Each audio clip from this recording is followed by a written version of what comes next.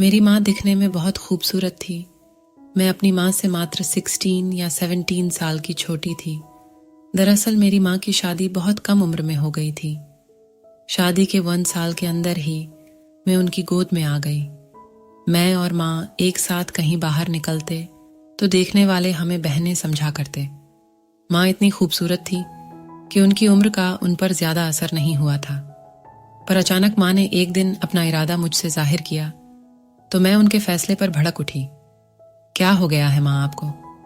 क्यों खुद भी तमाशा बनोगी और मुझे भी तमाशा बनाओगी? क्यों बेटा, इसमें तमाशे वाली कौन सी बात हो गई?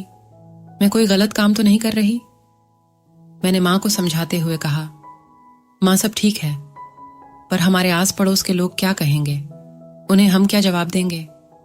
माँ ने कहा, किसी को भी हमारे मामले में कुछ कहने का हक नहीं है, क्योंकि हम किसी के मोहताज नहीं। तुम्हारे पापा के गुजर जाने के बाद मैंने कैसे कैसे अपनी जिंदगी काटी है वह मैं ही जानती हूं। कोई मेरी मदद करने नहीं आया। मैं अकेली औरत छोटी सी बच्ची लेकर कैसे जी रही थी वह मेरे से बेहतर कोई नहीं जानेगा। पर बेटा, तुम्हें तो इस बात को समझना चाहिए। पूरी दुनिया मुझे समझे ना समझे, पर तूने तो मेरे संघर्ष को देखा है। बात यह थी कि मेरी माँ ने अपनी दूसरी शादी का इरादा मुझसे जाहिर किया था। जब मैं छोटी सी थी तभी मेरे पापा किसी बीमारी की वजह से मुझे और मेरी माँ को छोड़कर इस दुनिया से चल बसे थे। पापा के गुजर जाने के बाद माँ मुझे नानी के घर लेकर चली गई, पर कब तक वह मायके में रहकर अपना गुजारा करती। इसलिए जब मैं स्कूल जाने लायक हो गई तो माँ एक प्राइवेट कंपनी में नौकरी करने लगी। मेरी माँ ने मेरे लिए माँ और बाप दोनों का फर्ज अदा किया था। यह कहना गलत नहीं होगा कि माँ ने मेरी परवरिश में अपनी पूरी जवानी कुर्बान कर दी थी। मेरी उम्र अब 16 या 17 साल हो चुकी थी, जबकि माँ अभी 33 या 34 साल की रही होंगी। दूसरी शादी करना मेरी माँ का कोई गलत फैसला नहीं था, पर पता नहीं क्यों मुझे यह ठीक नहीं लग रहा था। मैंने माँ को बहुत समझाया कि माँ, जब तुम शादी करोगी तो सभी यही कहेंगे कि जवान बेटी घर में पड़ी है और माँ को शादी करने की सूझ रही है।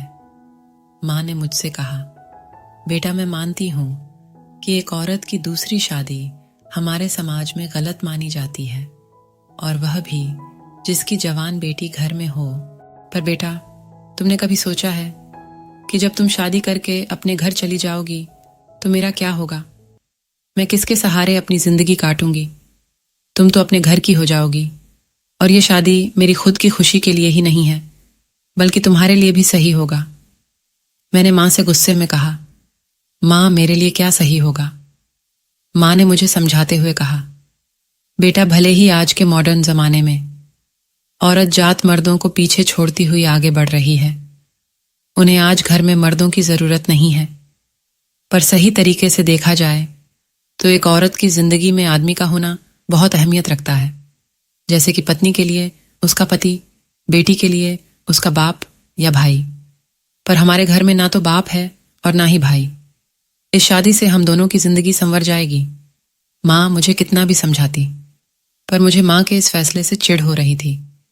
पर ना चाहते हुए भी मुझे उनका यह फैसला मानना पड़ा, क्योंकि मैं अपनी माँ से बड़ी तो नहीं थी। वह एक समझदार औरत थी, और वह शायद जो भी कर रही थी कुछ तो समझ के ही कर रही थी। मैंने माँ से कहा, माँ, मैं उस शख्स से मिलना चाहती हूँ जो तुम्हारी जिंदगी में मेरे पापा की जगह लेने वाला है। कुछ दिन बाद माँ ने मुझे उस इंसान से मिलवाया जो मेरा सौतेला बाप बनने वाला था। उसका नाम मनोज था। उस मनोज को देखने के बाद मुझे हैरानी होने लगी, क्योंकि वह मेरी माँ से उम्र में 2 से 3 साल छोटा लग रहा था। मुझे मेरी माँ की शादी इस मनोज से करना कुछ अजीब सा लग रहा था, जैसे कि यह आदमी मेरी माँ से शादी किसी साजिश के तौर पर कर रहा हो। पर मनोज मेरे सामने बड़े सलीके से पेश आया और वो मुझसे बहुत अच्छे से बात किया। उसने मेरी पढ़ाई लिखाई के बारे में पूछा।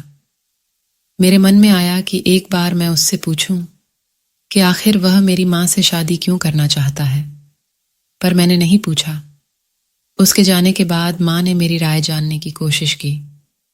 मुझे उनका ये शादी करने का ये फैसला अच्छा तो नहीं लग रहा, पर मैंने ना चाहते हुए भी हाँ कर दिया। कुछ दिन बाद माँ की शादी उस मनोज से हो गई। शादी बहुत सादगी से हुई थी। जाहिर सी बात थी कि हमारी तरफ से सिवाय मेरे और कोई नहीं था, जबकि मनोज की तरफ से उसके कुछ दोस्त आए थे। शादी होते वक्त मैं कुछ अजीब सा महसूस कर रही थी।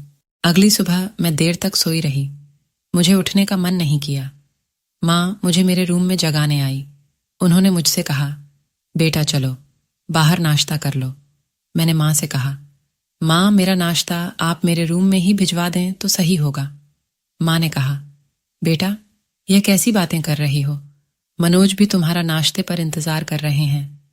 मैंने माँ से कहा, नहीं माँ, मुझे उस आदमी के सामने नहीं जाना। पर माँ ने मुझे मजबूर कर दिया, इसलिए मैं उनके साथ नाश्ते की टेबल पर जा बैठी। मनोज ने मुझे भरी निगाहों से देखा और मुझसे पूछा, क्या हुआ रोशनी, तुम्हारी तबीयत तो ठीक है ना? मैंने उससे कहा, हाँ मेरी तबीयत ठीक है, क्या तुम मुझसे नाराज हो? उसके यह पूछते ही मैं उस पर भड़क पड़ी। मैंने उससे कहा, कैसी बातें कर रहे हैं आप? मैं भला आपसे क्यों नाराज होंगी? नाराजगी तो वहां होती है जहां पर कोई रिश्ता होता है। मेरा तो आपसे कोई रिश्ता नहीं है। मेरे मुंह से ऐसी बातें सुनते ही मनोज के चेहरे का रंग बदल गया।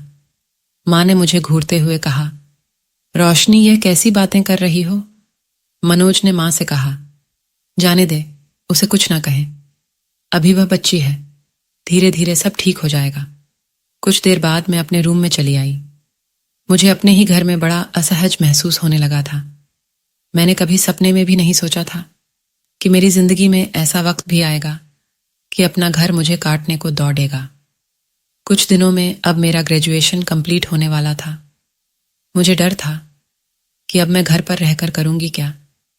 इसलिए पढ़ाई पूरी होते ही मैंने एक प्राइवेट स्कूल में बच्चों को पढ़ाना शुरू कर दिया कि मैं ज्यादा से ज्यादा अपना वक्त बाहर ही गुजार सकूं, क्योंकि मनोज के सामने मैं ज्यादा नहीं आना चाहती थी। इसलिए स्कूल से आने के बाद मैं सीधे अपने कमरे में बंद हो जाती।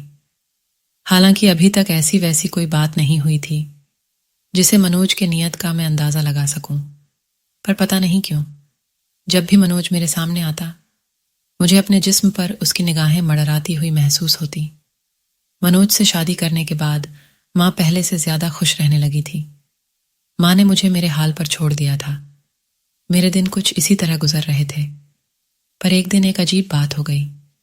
मैं ये नहीं कह सकती कि यह सब माँ ने जानबूझकर किया था या वो इत्तेफाक से घर से बाहर थी, वरना अब तक माँ ने मुझे मनोज के साथ अकेला घर पर कभी रहने नहीं दिया था। लेकिन उस शाम वो घर पर नहीं थी और मैं अपने कमरे में थी। दरवाजे पर होने वाली दस्तक ने मुझे चौंका दिया। मैंने जब दरवाजा खोला तो मनोज बाहर खड़ा था। उन्होंने मुझसे पूछा, तुम्हारी माँ कहाँ पर है? मैंने कहा, मैं नहीं जानती, माँ किसी जरूरी काम से बाहर गई है। क्या तुम मेरे लिए एक कप चाय बना दोगी?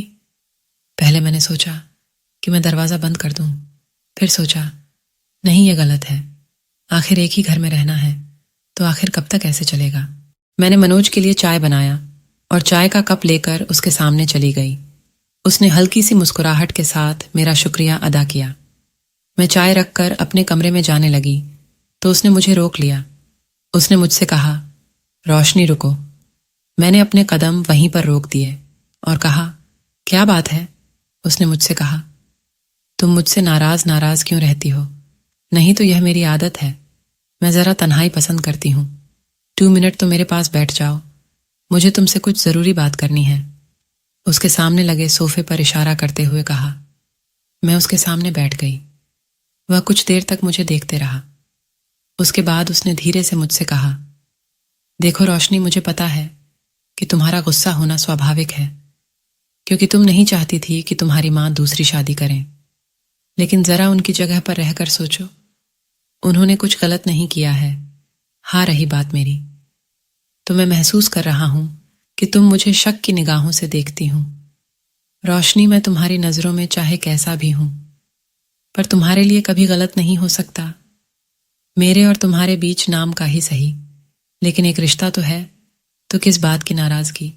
मैंने कहा, देखिए, मुझे आपके साथ ना तो कोई रिश्ता रखना है और ना ही मुझे आपसे किसी किस्म की नाराजगी है। आपका रिश्ता मेरी माँ से है, मुझसे नहीं। यही कहकर मैं वहां से अपने कमरे में चली आई। एक दिन मेरी माँ ने मुझसे कहा, रोशनी, मनोज ने तुम्हारे लिए एक रिश्ता देखा है। मैंने गुस्से में कहा, अच्छा, तो अब यह सब करके वो मेरे करीब आना चाहता है। माँ ने मुझसे कहा, रोशनी, तुम्हें हो क्या गया है?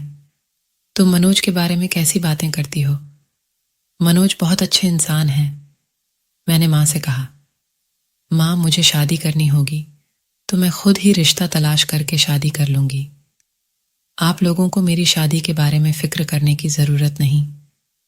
उस दिन से माँ ने मेरी शादी के बारे में मुझसे कभी भी कोई बात नहीं की। भले ही मनोज मेरी माँ का दूसरा पति था, पर उसकी बताई हुई शादी मुझे हरगिज नहीं करनी थी। मुझे पता था कि शायद यह मनोज की कोई चाल होगी। मनोज जैसे लोगों से मैं अच्छी तरह से वाकिफ थी, इसलिए मुझे हर कदम फूंक फूंक के चलना था। लेकिन सवाल यह था कि मैं इस किस्म के माहौल में कब तक रह सकती थी। मुझे शादी तो करनी ही थी, वह भी बहुत जल्द। यह बात मेरे दिमाग में अब जोरों शोरों से चलने लगी थी कि मैं शादी करूं तो आखिर किससे करूं। मेरा कोई बॉयफ्रेंड भी नहीं था और मेरे जान पहचान में कोई ऐसी शादी भी नहीं थी। मैं इसी सोच विचार में थी कि अचानक मुझे कोई मिल ही गया। जिस स्कूल में मैं पढ़ाती थी, उसी स्कूल में एक लड़का आया जो मेरी तरह टीचर था। दिखने में भी काफी खूबसूरत था। उसका नाम रवि था। धीरे धीरे मैं रवि को पसंद करने लगी और शायद वह भी मुझे पसंद करने लगा था। धीरे धीरे हम दोनों की दोस्ती हुई और दोस्ती के बाद प्यार, प्यार के बाद बात अब शादी तक पहुंच आई। पर मैं रवि से कुछ छुपाना नहीं चाहती थी। मैं अपने घर के हालातों के बारे में उसे बता देना चाहती थी, क्योंकि रवि एक बहुत अच्छे इंसान थे और मैं नहीं चाहती थी कि उन्हें मेरे बारे में बाद में पता चले तो उनके दिल को ठेस पहुंचे।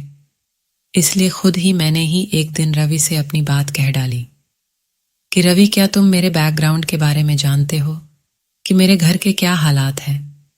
मैं कहाँ की रहने वाली हूँ और किसकी बेटी हूँ और किस खानदान से हूँ? रोशनी, मैं बस तुम्हें जानता हूँ, मुझे तुम्हारे बैकग्राउंड के बारे में कोई दिलचस्पी नहीं है। फिर भी रवि, तुम्हें मेरे बारे में जानने का पूरा हक है, क्योंकि मैं नहीं चाहती कि तुम्हें कुछ भी बाद में पता चले तो तुम्हारे दिल को ठेस पहुंचे। रवि ने मुझसे कहा, ठीक है, तुम बताना चाहती हो तो बता दो। मैंने रवि को अपनी माँ की दूसरी शादी और मनोज के रवैया के बारे में सब कुछ बता दिया। यह सब सुनने के बाद रवि के रवैया में कोई फर्क नहीं आए और नहीं तो रवि ने मुझे समझाते हुए कहा, रोशनी, क्या हुआ, तुम्हारी माँ ने दूसरी शादी की है? दूसरी शादी करना कोई गुनाह है? जरा उनकी जगह पर रहकर देखो। मैंने रवि से कहा, रवि, मुझे माँ की दूसरी शादी से प्रॉब्लम नहीं है। प्रॉब्लम है तो उस मनोज से, ता नहीं क्यों? जब भी मैं उसके सामने जाती हूँ, मालूम पड़ता है वह मुझे घूरते हुए देखता है। रवि ने कहा, रोशनी, तुम कुछ ज्यादा ही सोचती हो। तुम्हारे देखने का नजरिया गलत है। बस अपना नजरिया बदलो, सब कुछ ठीक हो जाएगा। शायद मनोज तुम्हें घूरता नहीं। रवि ने मुझे बहुत समझाया और कहा, रोशनी, तुम मुझे हर हाल में पसंद हो। मैं कुछ दिनों में अपने घर वालों को तुम्हारे घर भेजता हूँ। मैंने रवि से कहा, रवि, क्या मेरे बारे में जानने के बाद तुम्हारे घर वाले तुम्हारी शादी मुझसे करने को तैयार होंगे? रवि ने कहा, रोशनी, तुम यह सब मुझ पर छोड़ दो। कुछ दिन बाद रवि ने अपने घर वालों को मेरे घर भेजा। रवि और रवि के घर वालों से मिलकर मेरी माँ भी बहुत खुश हुई। कुछ दिन बाद हम दोनों की सगाई हुई और सगाई के कुछ ही दिन बाद हमारी शादी भी हो गई। मैं अपने ससुराल आ गई, यानी कि रवि के घर। रवि के घर आने के बाद मैंने चैन की सांस ली, क्योंकि मनोज जैसे इंसान के चंगुल से मैं बच जो गई थी। मेरे ससुराल में सभी लोग बहुत अच्छे थे। रवि के घर वाले बहुत बड़े बिजनेसमैन थे। पर एक बात मुझे समझ में नहीं आ रही थी कि रवि के घर इतना पैसा होते हुए भी रवि एक छोटे से प्राइवेट स्कूल में पढ़ाने क्यों आया था। इस बात की जिक्र मैंने रवि से की, पर रवि ने मुझसे कहा, रोशनी, समय आने पर तुम्हें सब कुछ पता चल जाएगा। पग फेरे के लिए मुझे अपने मायके जाना था, पर पता नहीं क्यों मुझे अपना मायका काटने को दौड़ता। माँ के सिवा मेरा कौन वहां पर था। इसलिए मैंने रवि से कहा, रवि, मुझे नहीं जाना। माँ को ही किसी दिन बुला लेंगे। रवि ने मुझसे कहा। नहीं रोशनी, यह एक रस्म होती है, हर लड़की जाती है, तुम्हें भी जाना होगा। अच्छा ठीक है, मैं भी तुम्हारे साथ चलता हूँ। रवि भी हमारे साथ मेरे मायके आए। माँ मुझे देखकर बहुत खुश हुई। मैं भी माँ के गले लग गई, लेकिन मैंने मनोज से बात भी नहीं की। रिश्ते में मनोज मेरा सौतेला बाप लगता था, पर मैं उसे कुछ नहीं मानती थी। मैं तो उससे नफरत करती थी। कुछ देर बैठने के बाद मैंने माँ से कहा, माँ अब मैं चलती हूँ। तभी मनोज ने मुझे रोकते हुए कहा, रोशनी रुको, मुझे तुमसे एक बात पूछनी थी। मैंने कहा, हाँ कहिए। उसने मुझसे पूछा, क्या तुम रवि के साथ खुश हो? मैंने बड़े एटीट्यूड के साथ कहा, हाँ बहुत खुश हूं। मनोज ने कहा, रोशनी यही खुशी तो मैं तुम्हें देना चाहता था। मैंने उसके तरफ देखते हुए कहा, क्या? मनोज ने कहा, हाँ रोशनी, यही वो शादी है जो तुम्हारी माँ तुम्हें एक बार तुम्हें बताई थी। रवि मेरे दोस्त का भाई है और यही रिश्ता मैंने तुम्हारे लिए ढूंढा था, पर जब तुमने मेरे बताए हुए रिश्ते को इनकार कर दिया तो हम प्लानिंग के मुताबिक रवि को तुम्हारे स्कूल में पढ़ाने के लिए भेजें। रवि तुम्हें शायद कहीं देखा था और तुमसे प्यार करने लगा, पर मुझे पता था कि तुम मेरी बताई हुई शादी नहीं करोगी। रोशनी, मैं सौतेला ही सही, पर मैं तुम्हारा बाप हूं और मुझे यह भी पता था कि तुम मुझे शक भरी निगाहों से देखती हो। रोशनी, तुम्हारा सोचना भी गलत नहीं था, पर यह बात जान लो कि हमारे समाज में अभी भी इंसानियत है। सभी सौतेले बाप खराब नहीं होते। ये सब सुनने के बाद मेरे आंख से आंसू छलकने लगे। मनोज ने प्यार से मेरे सर पर हाथ रख दिया। अब मैं अपनी जिंदगी में बहुत खुश हूं। ससुराल में तो खुश थी, अब मायके की तरफ से भी बहुत खुश हूं। अब मैं मनोज को मनोज नहीं बल्कि पापा कहकर बुलाती हूं। ये बात तो सच है कि हर सौतेला बाप खराब नहीं होता। दोस्तों, वीडियो कैसा लगा कमेंट करके ज़रूर बताना, और हाँ, लाइक, चैनल को सब्सक्राइब ज़रूर करना। दोस्तों, मेरे भाई के चैनल को भी सब्सक्राइब कर देना, लिंक डिस्क्रिप्शन में है।